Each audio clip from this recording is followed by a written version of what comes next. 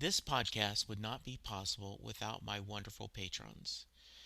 I want to thank Steve Van Zeck, Coach Randy, Rob Barnett, Crystal Carroll, Bella Pori, John Munson, Levi Petrie, Stephen Malio, Steve Rogers, also known as Captain America, Dale Hosek, Terry Smith from Music Talks podcast, Anna Lynn, Chris Bloom, and Mary Thomas, aka Aunt Mary.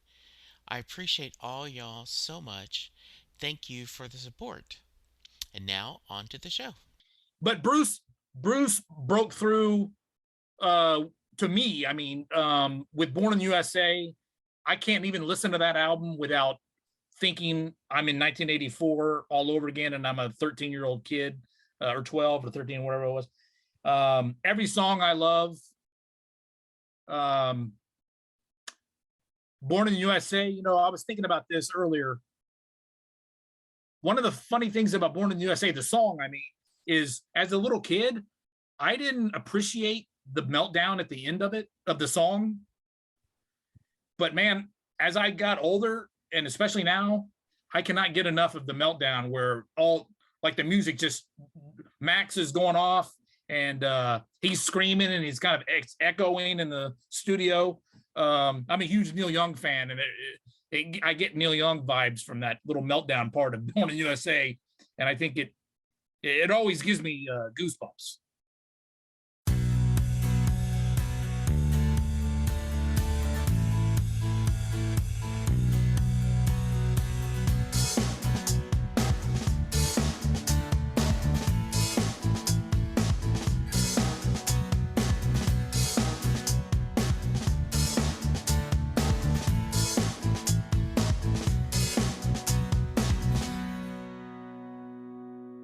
Hello, everyone, and welcome to a brand new episode of Set Listing Bruce, your podcast all about Bruce Springsteen, his music, and mostly his fans. I am your host, Jesse Jackson. Joining me is another DFW native. We have Houston just talked native. about Houston. Oh, do you not live in Dallas anymore? I do, but I grew up in Houston. So you think yourself as a Houston, not a Dallasite? I would not call myself a native Fort Worthian. Okay. But I've lived here since 1999, so. Well, there is that Houston-Dallas rivalry in there. Yeah. I used to be, when I cared about NFL football, when the Oilers existed. Yeah. I felt that very strongly, but Yeah. Sorry, your intro there. Sorry. No. So Stefan you can already tell this is going to be a great episode. There is no shyness here. My son went to SFA, and and so there's a fair amount of people from Dallas and a fair amount of people from Houston, and so he cannot stand Houston teams because of his time in SFA. Yeah, that's funny. Yeah, I guess that's kind of like right on the border there between the two. It is two metro areas. So tell us a little about yourself. Well, we were briefly discussing the newspaper industry, and I guess that's the best way to introduce myself is to tell people that I was at the Star Telegram as a sports writer mainly for the previous 25 years. Up until August, I left to join a law firm as a content strategist. We don't need to go into that. It's kind of boring, but while I was at the Star Telegram, I got to cover a lot of concerts. It was always like on my free time. I would fill in for Dave Furman, if you remember him, who used to be. I do remember Dave. Yeah. At the Star Telegram, or Malcolm Mayhew, if they couldn't, or if they didn't want to go to a show, or it was something that they knew that I really was into, they would let me do it. And I even started reviewing some albums. I reviewed, I think the first album I reviewed for the Star Telegram was The Ghost Is Born for Wilco in 2004, okay. Which I still love as an album. But and I've never really talked about this.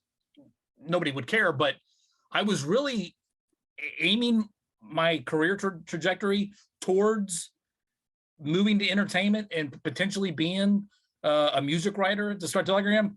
But right when that was getting serious, I did a big feature on Willie Nelson in 2004 when he brought the Willie's Picnic to July 4th to Fort Worth. Yeah. But right around that time, it wasn't a few years later, the industry just got gutted. There was tons of layoffs. People were taking buyouts. The paper downsized. As people know, in Fort Worth, and even the morning news to some degree, we stopped reviewing music and stopped reviewing films and TV, and all those entertainment sections just got gutted. So that was sort of kind of a depressing part of my career. Not really depressing, but an unfulfilled goal. So I remained in sports, but still kept on doing concerts. And I've always loved music, loved rock and roll since I was a little kid. We're going to get to that, but I wanted to just talk about that is it is a little bit sad. In fact, it's a lot sad that there used to be local angles about, we were talking about Ed Bark, wonderful TV critic, great music critics, both in the Dallas Morning News and the Fort Worth Star-Telegram. And there was this local angle, and now they knew their stuff too.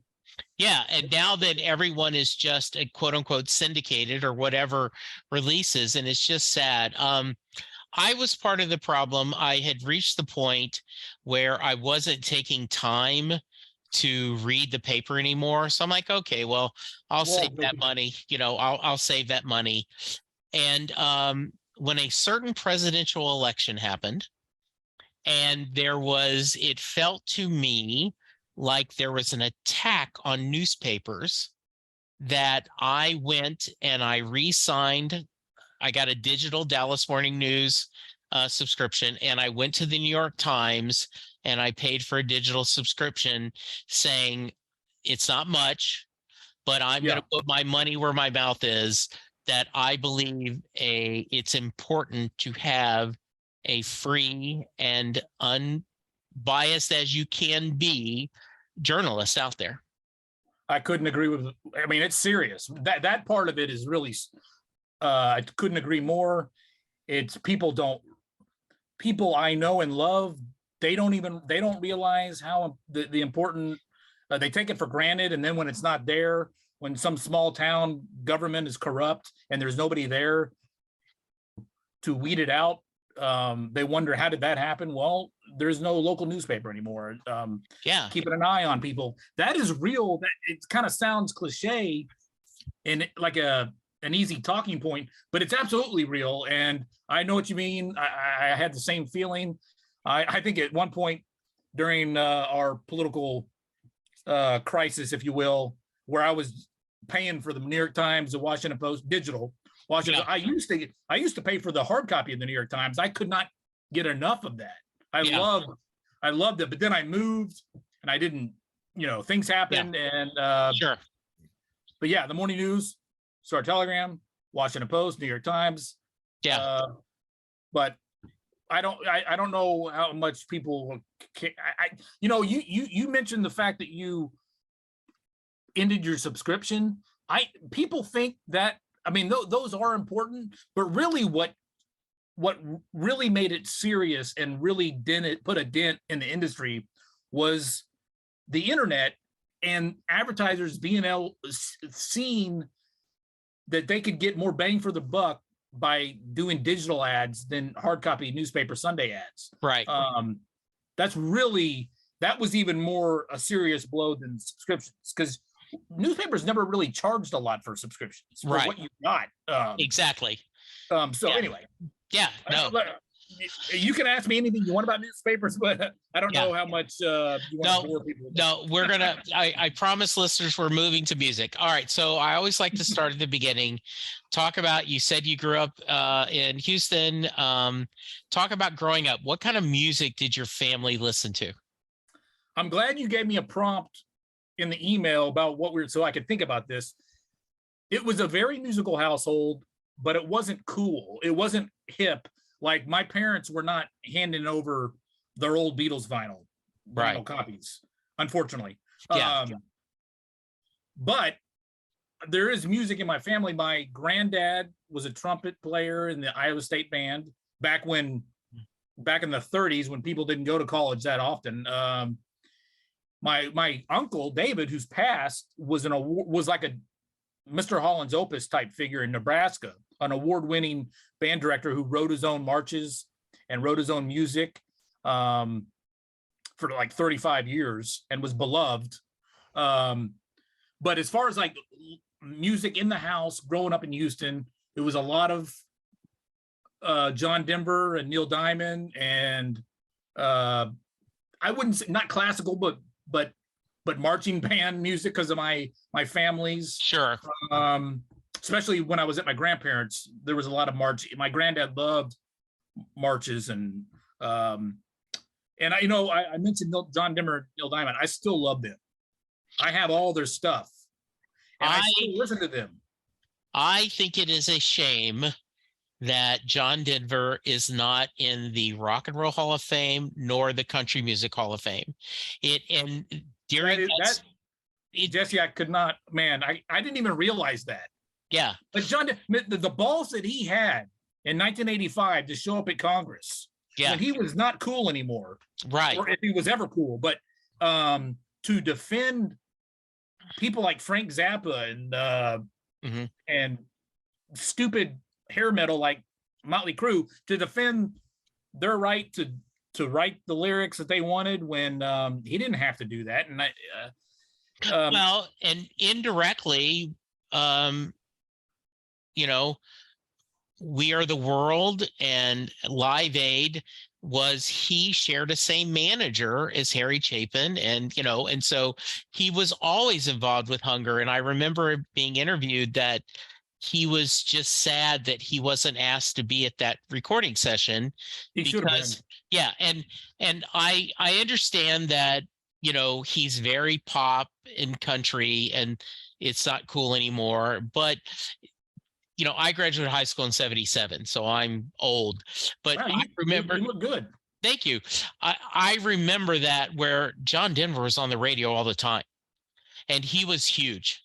And and he was and that was my wife and I, some of our earlier dates was going to see John Denver. It was the first concert I ever saw at the Summit in 1977. John Denver. He was at the top.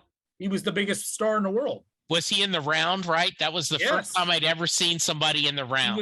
He was in the round, and I could not get enough. I was 6. Yeah. And my older brother was 3 years older than me, so a lot of what I liked as a kid, it trickled down from him. And he also, so he would, when I was 6, he was 9, and he couldn't get enough. He had all the Kiss albums. And I thought, as I got a little bit older, I never stopped loving John Denver or Neil Diamond. But then I started really liking Kiss as a young little kid. And I wouldn't say I got to a more mature level of music until the early 80s. And I guess MTV might have helped with that, for better or worse. So, I just wanted to ask, Stefan, did you go see Kiss when it was at Fort Worth last year? I did. I covered it for the Star Telegram. Oh, I will have to look up that article. Yeah, I covered some of the funnest things I've done. I did my last couple of years with the Star Telegram was covering Paul McCartney, Kiss, James Taylor, Rod Stewart. So I'm in high school in Lake Charles, Louisiana, right? And Kiss Alive and Kiss Destroyer, and it just was massive, and never had seen him. So when they were coming, a bunch of my buddies said, "Do you want to make a guys' night out of it?" And I said, "Yes." The 16-year-old Jesse would be losing his blank. So we did. We went, and it was amazing. I said, if you played a drinking game where every time they said Fort Worth, you would be dead. Paul McCartney. I think I might have mentioned that in the review that he mentioned Fort Worth a million times, but yeah, it was so much fun. So anyway, yeah. So you're by the way, that is a theme here in this podcast. Siblings play a big part of it. That you either your older sibling influences you, or if you're the older sibling, you influence them, or there is a fair amount where you almost rebel against your older sibling. Like, okay, he likes classic rock, I'm gonna like grunge or something. So anyway, well, I have a little bit of that too, because as he got older into high school, he got hard into country. Okay. Like the Garth Brooks era. Okay. And I like Garth Brooks. In fact, that was also one of the last shows I reviewed for the Star Telegram, and it was phenomenal. Yeah. I see a lot of Bruce and Garth. I do too. But I wouldn't say I rebelled as we got older, but I was definitely I liked a lot of Garth Brooks and Keith Whitley and some classic George Strait, but I was more classic rock as the 80s went, as I went through junior high and discovered Bruce, as I guess you'll ask me about. It was all Led Zeppelin, Pink Floyd, the Beatles, Bruce, Rolling Stones. And U2 is one of my favorite bands ever. I mean, top 3. Yeah. But I would be lying to you if I said I was a huge fan of theirs. I didn't dislike them, but I did not become like a U2 mega nerd until 1990. Yeah. And it was only because I happened upon Rattle and Hum, and I know people hate it, but I was enthralled by it. And I think I had heard Bad before, but when I saw the performance of Bad in Rattle and Hum, I was hooked. And we could talk about U2, but that's really how my musical progression went. And Bruce first got on my radar from the Rosalita video on MTV. Okay. I didn't know who he was. The video looked like it was filmed in 1962. It looked so grainy, and it was film, not video. Right. So I guess that was probably 1981. Well, MTV started in 81, right? Right. I think so. So, and that video was probably from like 1979 or 8 or something like that, right? Yeah. So when I saw that, I was blown away by it as a 10-year-old. I was 10. But to me, it looked like I was looking like an archival footage of somebody from 20 years before. And I really, when Born in the USA came out 2 years later in 83, right? Or 84? 84. I was a 12 or 13-year-old prime pop music, top 40 listening. I ate it all up. I loved Journey's Frontiers. That was the first album I ever bought with, at the store by myself. And when Born in the USA came out, I almost did not realize it was the same dude from Rosalita. I see that. Yeah, I could see that happening, right? And I have the original cassette of Born in the USA in my music room in there. I should have been filming this in there. I can show you my CD collection. I'm like the last person alive with hard copy CDs still. Yes. But Bruce broke through to me. I mean, with Born in the USA, I can't even listen to that album without thinking I'm in 1984 all over again, and I'm a 13-year-old kid, or 12 or 13, whatever it was. Every song I love. Born in the USA, I was thinking about this earlier. One of the funny things about Born in the USA, the song, I mean, is as a little kid, I didn't appreciate the meltdown at the end of the song. But man, as I got older, and especially now, I cannot get enough of the meltdown where all like the music just Max is going off and he's screaming and he's kind of echoing in the studio. I'm a huge Neil Young fan, and I get Neil Young vibes from that little meltdown part of Born in the USA, and I think it always gives me goosebumps. It's very easy, similar to, well, John Denver's Not Cool. There is a fair amount of Springsteen, that Snobbery. USA, yeah, I snobbery. know. Walking I've USA. experienced it with our friend Jeff Calloway. Yes. Yes. Firsthand, I felt that wrath. And I'm always, look, it was the gateway drug for so many people. It was the gateway CD. There's no And way as a 12-year-old I'm going to understand the dynamics of work at Darkness on the Edge of Town at 12 years old. exactly. That was one thing that I appreciated as a little kid about Born in the USA is how plain and simple the lyrics were. Yeah. And the music too. It was so straightforward. The most exotic thing on it was the big keyboard on Born in the USA, and that almost in a weird way was like kind of like a turnoff because I think that turns off a lot of Bruce snobs, the keyboard part. And, yeah, the synthesizers and all that. Yeah. But I stand by when you watch that Glory Days video, you want to be in that bar.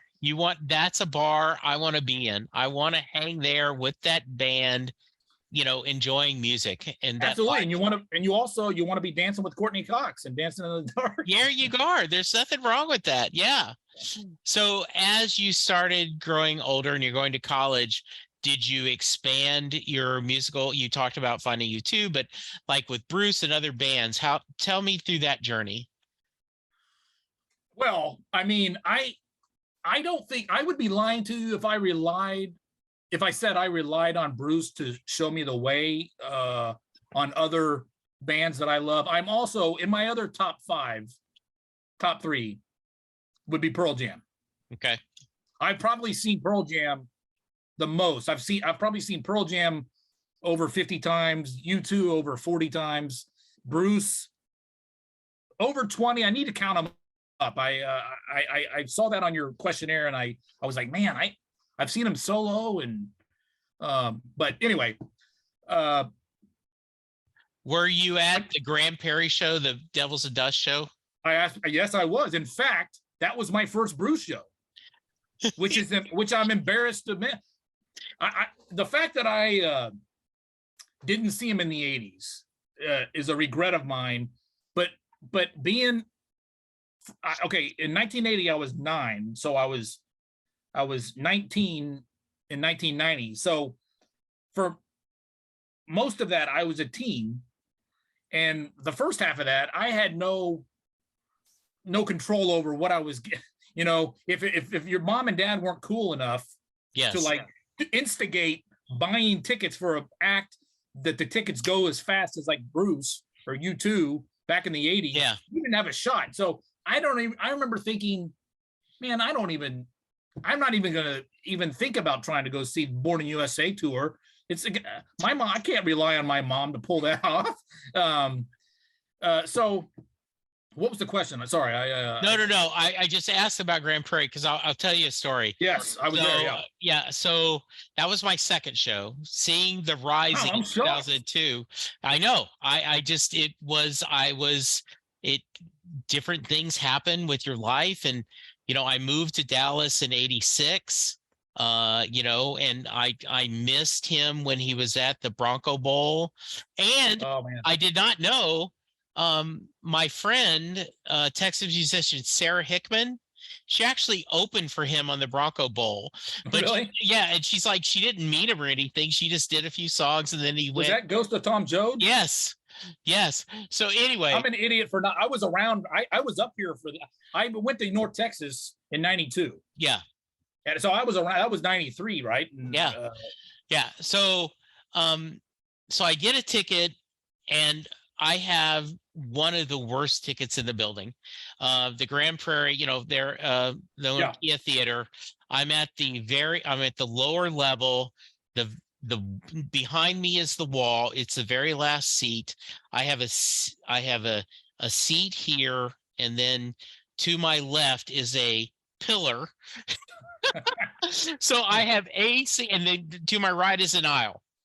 And a guy came up and said, "Do you want a better seat?" And I'm like, no, because I'm thinking he's a scalper. And then it hits me, wait a minute, I'm in the building. This isn't a scalper. So I went to him like, yes. So only DFW people will get this. I got upgraded to the front. Was it John Landau? Who was No, talking? it's some guy. There's the man in black. They talk about that. They do this sometimes. So Yeah. I had better seats than Babe Loffenberg, but Oh my not God. not as good as Daryl Johnston.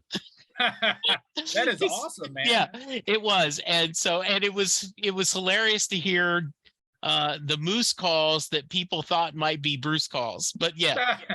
So Man, that score one for buying a bad ticket on purpose at a Bruce show. yeah, yeah, exactly. Yeah. So yeah, I think, by the way, I'll send you, there is a website called My Boss Time. I'll send you the link. It is a perfectly free. This guy from has created it. You create a free account, and then he has every tour listed, and you can select what Pearl Jam's show. Yeah, Pearl Jam's exactly. got something just like that. Yeah, A Pearl and Jam tracker. yeah, and so it'll tell you what shows you've been, what is your rare songs where you're doing Yeah. things. Yeah, that's awesome. I'll do it. Yeah, that's great. There is a lot of there's a lot of synergy between Pearl Jam fans and Bruce fans. I mean, obviously Eddie loves him. They seem a mutual respect. And they have that same energy where you were talking about modern country. My son and I really love Brad Paisley, but like you go to a Brad Paisley show this year, 2 years later, it's the same show. I mean, with just a couple of shows. I mean, versus other bands, you're going to mix it up, everything. Do you have tickets for this tour at all? The Springsteen tour? Yes. In fact, we can get into what I was going to tell you. Yeah. You said you had a ticket story. I've got a GA ticket with Jeff and Nancy in Tulsa. Yay. I've got 2 lower bowl, really good seats for Dallas. Okay. And before I got those, I have the GA at Tulsa. I have Jeff and Nancy to thank for that. They got that for me. Okay. I mean, they were able to get through on the day. I was trying right at the moment, they went on sale. In the middle of that, I was trying Houston, Austin, Dallas, Tulsa, even Kansas City.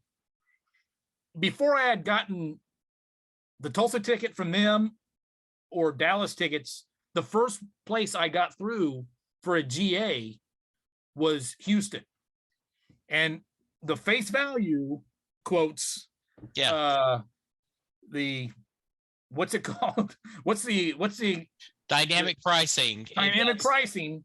Who I interviewed Garth Brooks about and asked him about it, about this, because his show was right after Bruce's tickets went on sale. Okay. And it was and I asked him about anyway. $900 face value for a GA in Houston is what I paid. Okay. One ticket. Wow. I was thinking at the time, well, I'm just going to buy one because I'm not going to count on somebody agreeing to $900. And I figured I thought Jeff and Nancy were going to go, but then they told me later that about the suite thing. And anyway, I plan on going. Hope to see you there. Yes, it is. And, I think, go ahead. Yeah, we're trying to figure out where we want to meet before Dallas. I'll tell you what, if Jeff and Nancy go to a stupid minor league or little league baseball game over what possibly could be Bruce's last tour, I might not be friends with him anymore. You're going to mock them, right? So we're trying to figure out where to do a pregame in, for Dallas. The guy Dale has a place in downtown Houston that's a pretty good place. I'll send you where we're going to meet. And then I just got from one of my buddies in Tulsa, she's arranging like at a pre show. Cool. Oh, you're going to be there? Yeah, I've got Tulsa, I've got Houston, I've got Dallas, and I'm planning to just drive to Austin with Faith, hoping that I just pulled GAs up from Austin a couple of days ago. I told Nancy this, but I think they were 900. Yeah. And I just, also the thing about the Austin show and Houston is they're Tuesday nights. Yeah. And so is Tulsa, right? Yes. Yeah, Tulsa. Thank God Dallas is on a Friday, but I have I have plans. I have a hotel for the Monday night. I'm usually too stoked after a show that I don't want to just go back to a hotel and go to sleep Right. and get up at 8 a.m. and drive home. So I'm spending the night Monday night in Tulsa. Okay. Gonna get there. Nancy said we don't have to get there that early because it's GA, but I because they do the ticket thing where they pick a number, Yeah. right? Right. Yeah. So I don't know how early I'll get there, but after the show, I'm just going to drive home by myself. Okay. I'll be jamming Bruce for a 4-hour drive and not regret it. But Yeah. are you going up the day before or the day of? Yeah, we're gonna drive up Monday. Try to meet my friend Pauline maybe for dinner. Tuesday morning, we went this summer. It was my birthday, and they're like, "What do you want to do for your birthday?" I go, "I want to go to Tulsa." Why? Well, because there's the Springsteen live exhibit at the Woody Guthrie Museum. So all of Dylan stuff's going there, right? Yeah. So I did that. We went to the Dylan archive. Amazing. Just amazing. And I might do that Monday. Yeah, or that Tuesday morning. Yeah. And then, so it's right next to it. There's the Dylan Museum, the Woody Guthrie Museum. They are right next to each other. So we didn't spend a lot of time at Guthrie. So we want to go back and spend more time at the Guthrie Museum. And then we'll come back on Wednesday. I kind of talked to my boss, like, luckily my day gig is I run a call center for a company that does roadside assistance for the RV industry. Coach, oh wow, the name of it. So our busy season is really Memorial Day through Labor Day, right? Because that's when people RV. That's when people go out to national parks. They do that. So February is a really good time for me. Like I've told my boss, like I'm taking a lot of my vacation, and then we usually in the fall, after this it slows down, me, my wife, her sister, and her sister's husband, the four of us, because we all got married in '84. So like Clayton, my brother-in-law, like we're just like family. We have been that long. We usually do a family together, and I've set the expectation, Linda, he's gonna come back in the fall, and I've got to make one stadium show. I mean, I just have to do one stadium show. I think you're right. Yeah. Yeah. And so I was shocked that we got, because usually we either get Houston or we get Dallas, and to get Dallas, Houston, Austin, and Tulsa is just kind of amazing. Yeah. It's awesome. It'd be cool to see the Moody Center in Austin, but and I'm kind of like with you. Like if it wasn't a Tuesday night, I'd be planning on doing what you're doing. Yeah. If it was a Friday or Saturday or Sunday, I would. So I think Austin's Thursday, right? Because Houston's the 14th, and then Austin is the 16th, and so I'm okay. And I said, even if I had to miss the first couple of songs, like, okay, then the scalpers are like, okay, go. I'm gonna see, because right now, the cheapest is $230, $290 for like an upper balcony, and I'm just gonna wait. And I'm also not gonna get greedy. I've gotten 3, so you want to see. Are you? Do you not care about? Would you rather have a seat or GA? I am an old man and cannot stand that long. I respect you. I respect everyone in the pit. I try to, remember when they did the NCAA tournament and we did that show there at the Reunion Park? Yeah, I missed it. Oh, it was amazing. Another regret. Yeah. And so I was standing and I was like, I'm too old. I just can't do this. So I like a seat. So yeah. Mm-hmm. I do too. In a perfect world, I'd have a seat and I'd be sitting down 10 feet from Bruce. Yes, exactly. So I'm looking forward to, and I'm looking forward to see how the suite goes. Like I'm thinking we've got a pretty good view, and like Dale Point, no one will get in front of you. You don't have to get up to let someone go to the bathroom. So it'll be good. It's great. That's awesome. Great. Yeah, I'm so excited. So let's talk about the latest things. Like Letter to You, Western Stars, the cover album. What are your feelings about some of Bruce's later stuff? I have not listened to the last one very much at all, so I almost shouldn't even comment. The other two I think are awesome. I think that's one of the things that blows me away about Bruce the most now is I can't think of any artist, even Neil Young, that has gotten better, or at least at the very minimum stayed as good and relevant throughout his entire career. I mean, I think Wrecking Ball is one of my favorite albums. Oh, I agree. And I think he's still as good as ever live. Yeah. I think he is the Tom Brady of musicians, right? Yes. Yeah, and the fact that he can do a Broadway type show where it's just him and a guitar and be as powerful, which I saw it once. I was going to say, did you get to go?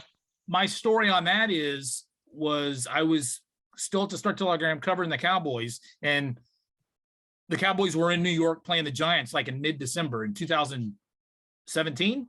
Yeah, probably. Is that right? Yeah. And it was the day Chris Del Conte left TCU to go to Texas. Okay.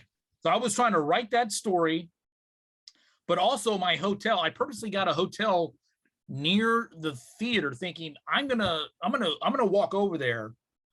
This is Saturday before the Cowboys game on Sunday. Yeah. In the Meadowlands, and I'm gonna walk over there like at 11 a.m. to the box office, to the theater, and see if they've dropped something. Sure enough, there's a balcony. The first balcony seat on the left side of the stage was available for like $700, and I was like, "Yes, sir." Yep. So I bought it. Don't regret it. I bootlegged it, even though that's illegal. I mean, I would never. Jeff Jeff Calloway, our uber Springsteen fan friend. I told him, he was like, gave me a look like, Bruce would not approve, and I'm like, I'm not selling it. I want this in case Bruce is in a wreck that night and never plays another show. Anyway, I record every show I go to, every Pearl Jam show, I will weasel a recorder in there and record it if the show means anything. Even if the show doesn't mean anything to me, I'll record it just for posterity. But it was awesome, and for him to be able to be so powerful by himself like that,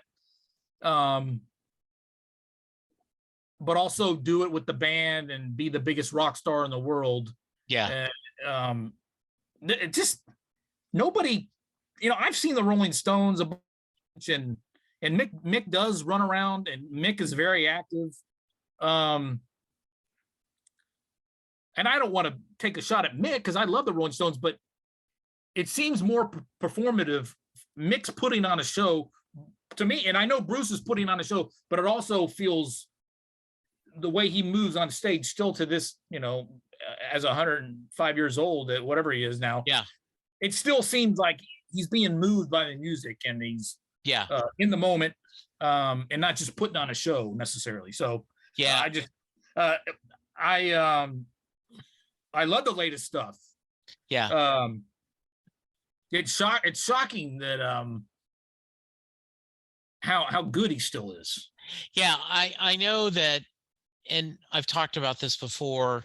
2020 was such a horrible year, and I had, on this podcast, I had talked about it. Rumor was going that we're going to get a new album, and I'd said if we got a new Springsteen album and a new president, maybe 2020 wouldn't be the worst year of all, album year ever. And so when we got that, and not just to get a new album, because like Only the Strong, I like it a lot. It's fun, but I know it's been divisive.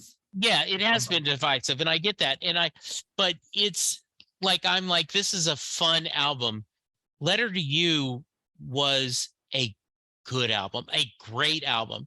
That he has something to say. Like, I would have thought, I've joked about this, that if I have quoted Land of Hope and Dreams at Oh, best friend's funeral, I quoted at my father's funeral. I said, I want my son years from now to quote it at mine.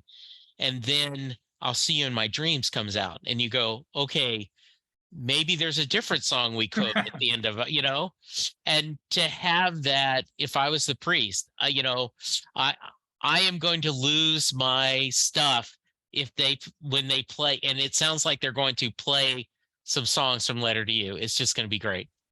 yeah, absolutely. And it's funny that you meant Land of Hopes is, God, what an underrated song. Yeah. You know what? I love that song immediately, but it's funny. I was still on the Rangers beat, Okay. Texas Rangers beat, and when Beltray was retiring, they used that song, and I got tears in my eyes because they at the ballpark they did like a montage of Beltray's career to Yeah. that song, and when you put a song like that with moving images, the emotion is just ratcheted way up. And God, I love that song. I also love Jack of All Trades from Wrecking Ball. I think that's what's funny is like the average person, even like a low grade Bruce fan, might not even know Wrecking Ball exists. So, I was playing Jack of All Trades to my wife, and if she had to pick an album, Wrecking Ball is her favorite album. She loves like Awesome. when she was hiking, she was doing off-road hiking, and she said she kept hearing Rocky Ground in her mind. We've been walking on rocky ground. So anyway, my stepfather was the type of guy, he worked as a carpenter, he worked offshore, he was a hands-on guy. There was nothing that Kenneth couldn't fix at a house, So this Jack of all trades just makes think of him.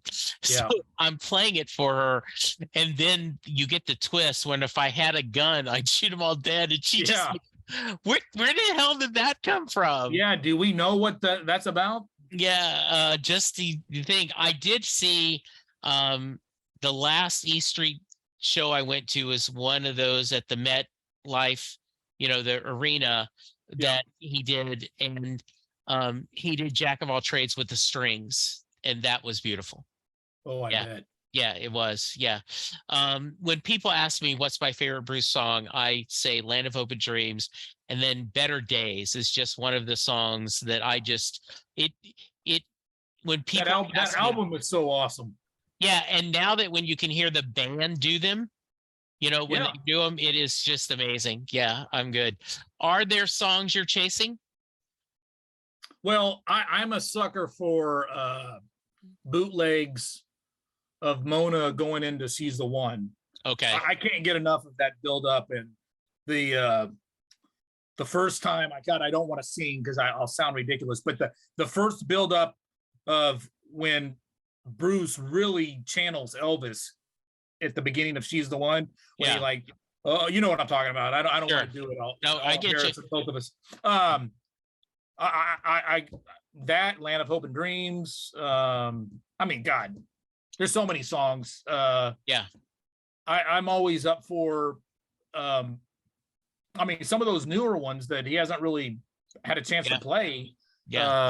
Even before the last one. So, what were your thoughts on Western Stars, the film and the album? I thought it was so classy. The music's classy. The film was awesome. I'm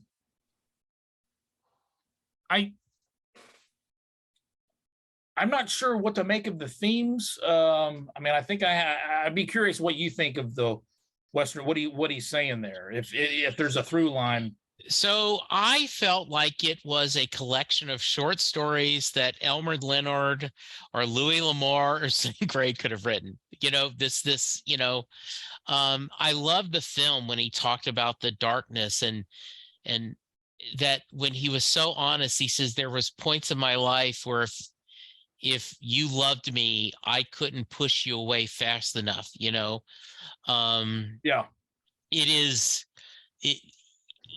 it sounds like, and I was a big fan of him and Barack Obama's podcast. Just there was so much truth in those when they were talking about it.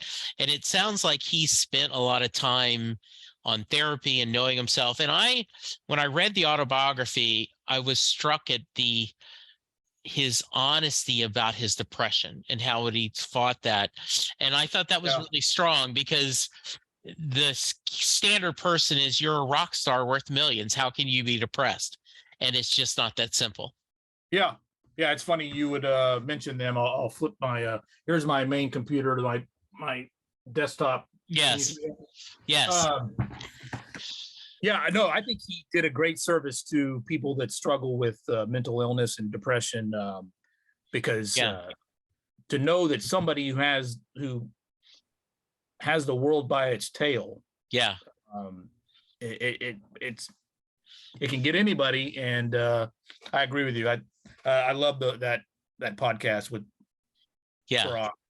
By the way, speaking of the Rangers, a couple of months ago, Chuck Morgan joined me on this podcast. I know.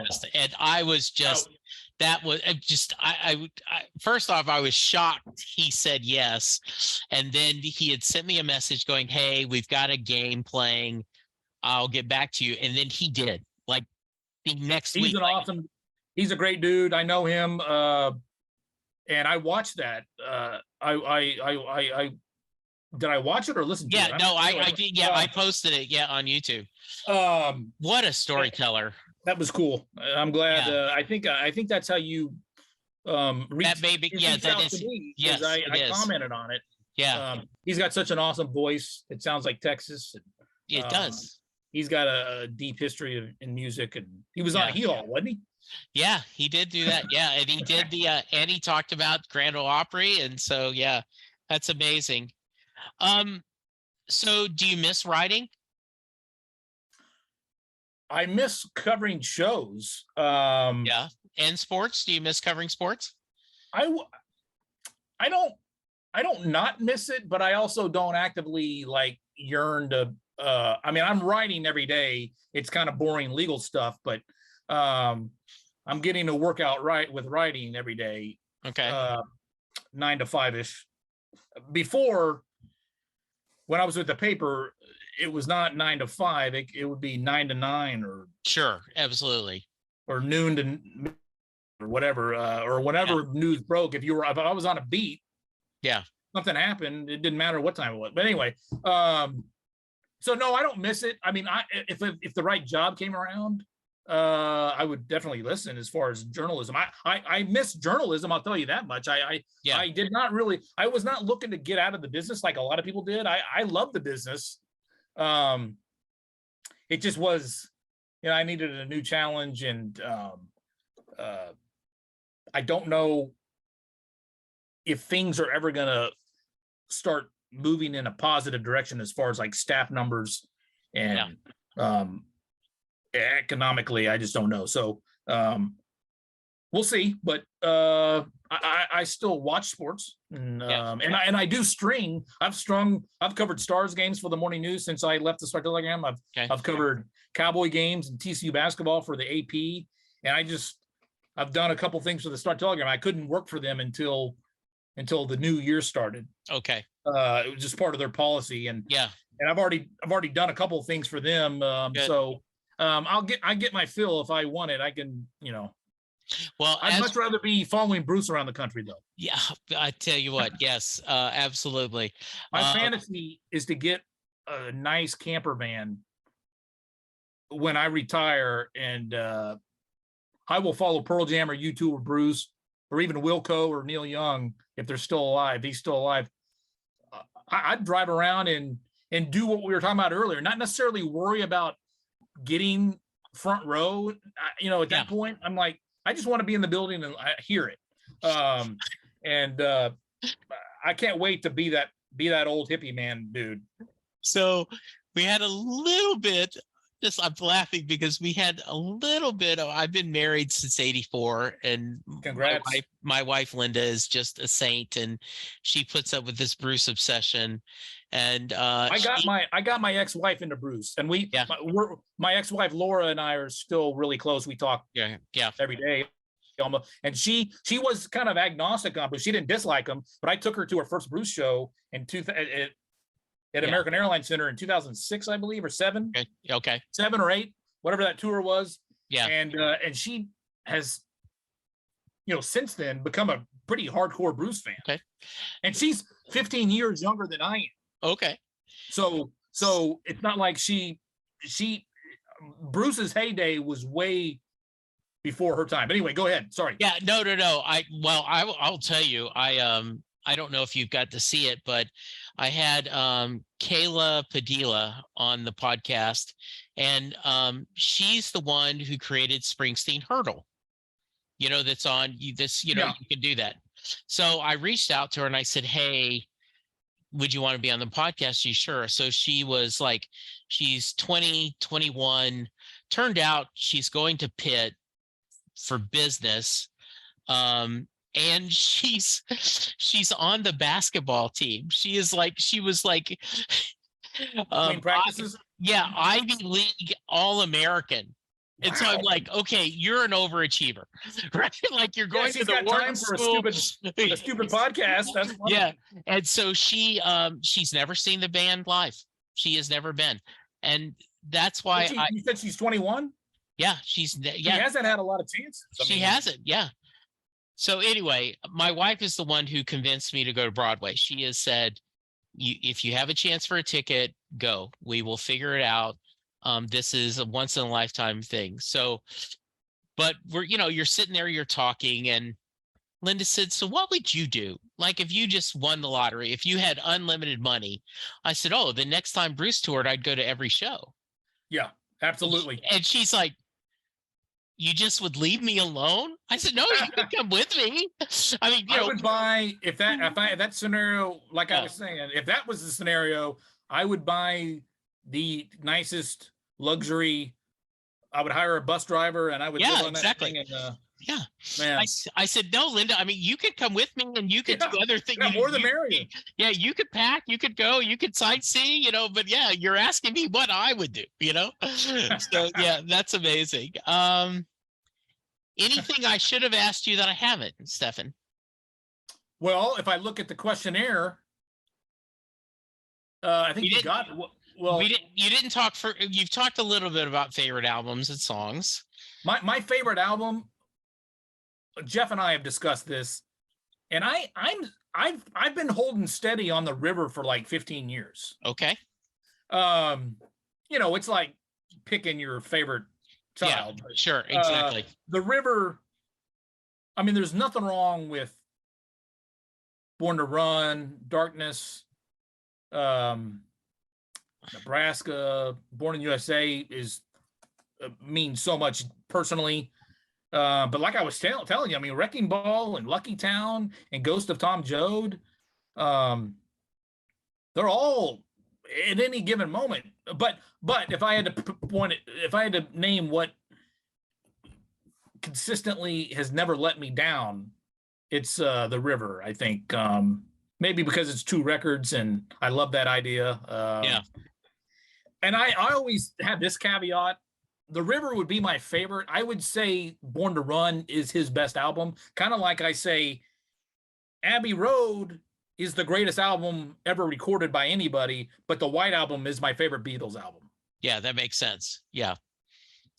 So, yeah. What else? Are you going to ask me the Mary question? Yes, I am. I end every question. Yeah, with the Mary question. This has been great. This has been a lot of fun. We'll exchange cell numbers and we'll have to get together for a couple of shows and that'll be good. So yes. Did you call me right before this, by the way? No, that wasn't me.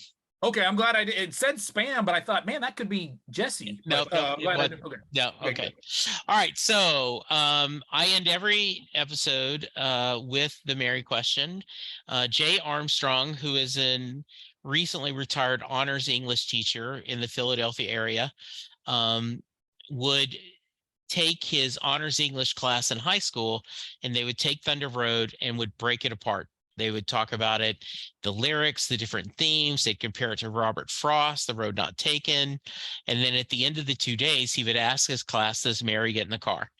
So that is your question. Does Mary get in the car at the end of Thunder Road? That's awesome. I had never really thought about it. I hadn't heard about that teacher. That's God bless that teacher. Yeah. I mean, yeah. In fact, I had an English teacher, an English junior year teacher break into tears over Rush's The Trees. Yeah. Anyway, and I always respected that because I was kind of a Rush nerd early on. Yeah. But I have always thought that she had been with him in the car driving around town before, and that the song was Bruce saying, okay, this time, this is forever. Are you getting in the car? Are you going to get in my car and leave with me forever? One last, this last time. I don't know if I ever really decided if I think I always subconsciously thought she did, but it is open. It's not clear. In Bruce's world, she probably didn't. I mean, if you want to make sense of Bruce in Bruce's world, she probably left him hanging. But that's an awesome question. I love it. That's a good answer. A couple of my favorite answers. One guy said it depends on if it's the band playing Thunder Road. She absolutely gets in the car because it ends so triumphant. If it's that's Bruce, a good point. If it's Bruce solo, nah, she doesn't get in the car and he drives off by himself. That's a great point. I totally agree with that. Yeah, if I had thought of that, I would have. That sounds like something Calloway would have come up with. My other favorite is the guy said absolutely she gets in the car, they drive to California, and Moonlight Motel is him mourning her death. Oh my God. That's hardcore. That is hardcore. Yes.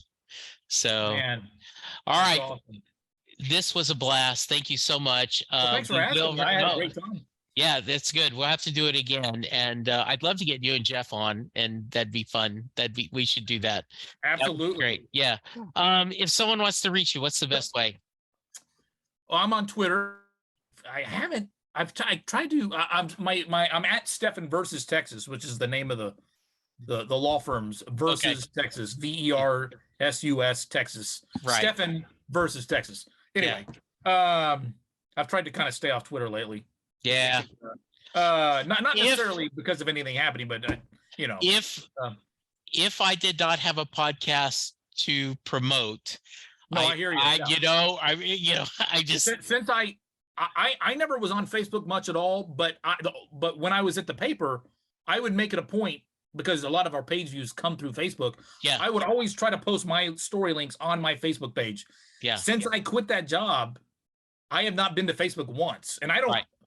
Since I never really was big on it, I don't miss it. Twitter, I still kind of get a little addicted to, but anyway. Yeah.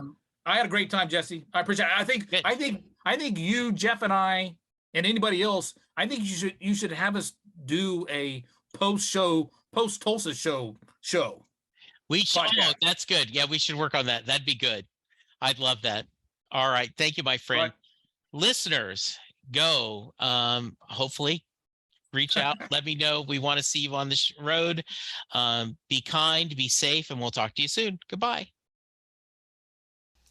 There we go. Another episode. I'm about to go through a couple of things where you can reach me and give me feedback. So if you want to skip this, I understand. But I do hope you check it out every once in a while. I'm available on Twitter at Jesse Jackson DFW. The show is available at setlustingbruce. You can send me an email, setlustingbruce@gmail.com. You can send me a voicemail at 469-249-2442. I am currently doing a few other podcasts. Perfectly Good Podcast, John Hyatt from A to Z, where Sylvan Groth and I discuss every John Hyatt song in alphabetical order. My Babylon 5 podcast is Last Best Hope for Conversation, where Lou, Karen, and I discuss every episode of Babylon 5 in chronological order. I still am doing Next Stop Everywhere, the Doctor Who podcast with my brother in time, Charles Skaggs. And then finally, How Many Podcast, the only podcast on the internet that counts, where my buddies and I discuss pop culture. You can go to our Patreon page and support the podcast for as little as $1 a month. You can go to our Facebook page, like, and please go to iTunes or wherever you get your podcast and leave a 5-star rating and review for all of the podcasts that I'm doing. It's okay if you don't listen to them, but if you subscribe and rate, it really will make my day better. Thank you, and I will talk to you soon.